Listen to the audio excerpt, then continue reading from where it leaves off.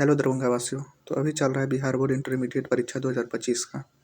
और आए दिन आपने ऐसी खबर तो ज़रूर सुनी होगी कि 1 मिनट लेट होने के कारण, 2 मिनट लेट होने के कारण बच्चों को एंट्री नहीं दी जा रही है, जिसके कारण अलग अलग तरह के आपको वीडियो भी देखने को मिले होंगे, जिसमें बच्चे गेट फांद के जाते हुए, बाउंड्री वॉल फांद के जाते हुए दिखे होंगे।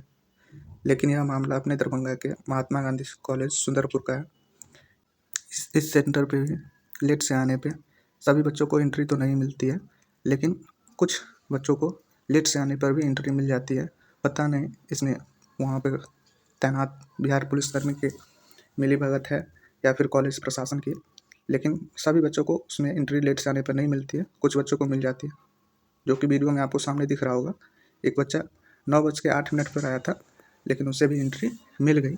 लेकिन उससे पिछले दिन 4 बच्चों को एंट्री नहीं दी गई, जबकि 9:05 में पहुंच गया था। बाकी आपका भी अगर परीक्षा है तो आप सही समय पर सेंटर पर पहुंच जाए, ताकि आपका भी परीक्षा ना छूटे। बाकी आप इस विषय पर क्या सोचते हैं, कमेंट में अपनी राय ज़रूर दें। धन्यवाद।